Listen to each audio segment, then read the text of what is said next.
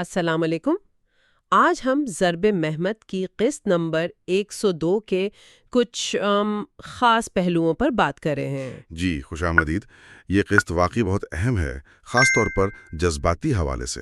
ہمارے پاس اس کا ٹرانسکرپٹ ہے تو کوشش ہوگی کہ اس میں جو ذاتی نقصان، محبت، قربانی اور وہ جو سیاسی چالیں ہیں نا، ہاں، جاسوسی وغیرہ۔ جی، ان سب کے پیچیدہ تانے بانے کو ذرا سمجھیں۔ بالکل۔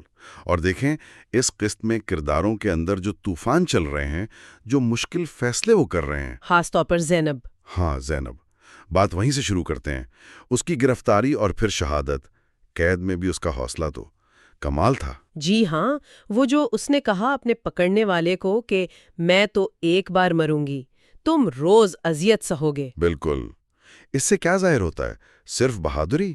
نہیں، صرف بہادری نہیں، میرا خیال ہے یہ اس کے نظریے سے گہری وابستگی، اس کا ایمان، وہ سب کچھ ظاہر کرتا ہے۔ زینب کا کردار نا ایک طرح سے یہ دکھاتا ہے کہ مقصد کتنا اہم ہو سکتا ہے اپنی جان سے بھی زیادہ۔ اور پھر وہ منظر جب میمیت پہنچتا ہے۔ وہ بہت ہی جذباتی منظر ہے۔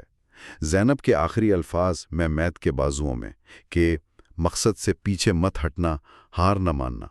یہ جیسے اس کی انفرادی قربانی کو ایک بڑے مقصد سے جوڑ دیا گیا ہو۔ بالکل۔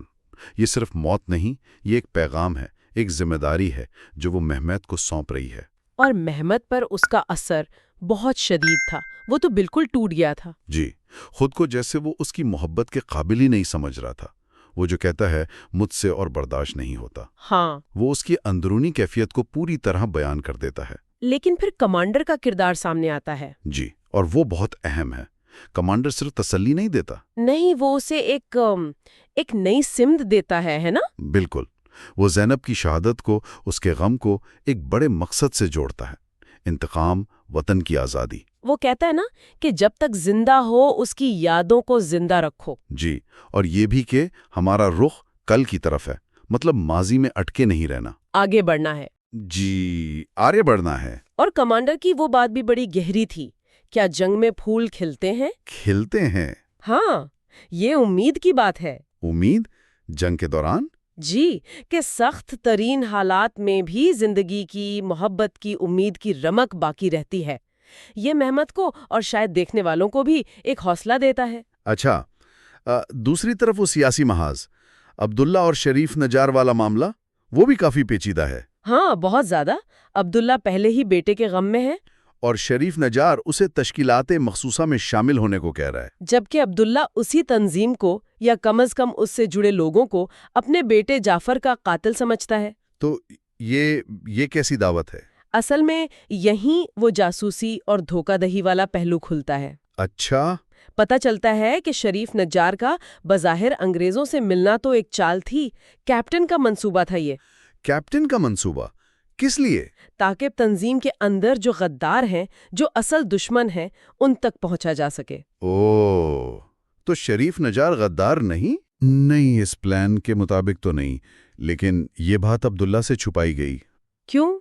شاید اس لیے کہ عبداللہ کا رد عمل غیر متوقع ہو سکتا تھا یا پلان خطرے میں پڑ سکتا تھا۔ مگر اس سے تو عبداللہ اور زیادہ بیزار ہو گیا ہوگا۔ بالکل۔ اس کا وہ جملہ کہ مجھ میں آپ لوگوں کے یہ کھیل برداشت کرنے کی مزید ہمت نہیں ہے۔ ہاں، وہ اس کی تھکاوٹ، اس کی اکتاہٹ کو ظاہر کرتا ہے۔ جی، وہ ایک باپ ہے جس نے بیٹا کھویا ہے، اس کے لیے یہ سب شاید اب بے معنی ہوتا جا رہا ہے۔ یہ جنگ کا ایک انسانی پہلو ہے۔ یقیناً، بڑے بڑے منصوبے اور ان کے پیچھے پسنے والے عام لوگ، ان کے دکھ۔ اسی دوران فاطمہ بھی ایک کردار ادا کرتی ہے، وہ زینب کی موت کی خبر لاتی ہے۔ جی، اور ہیملٹن کا کردار بھی، وہ بھی دلچسپ ہے۔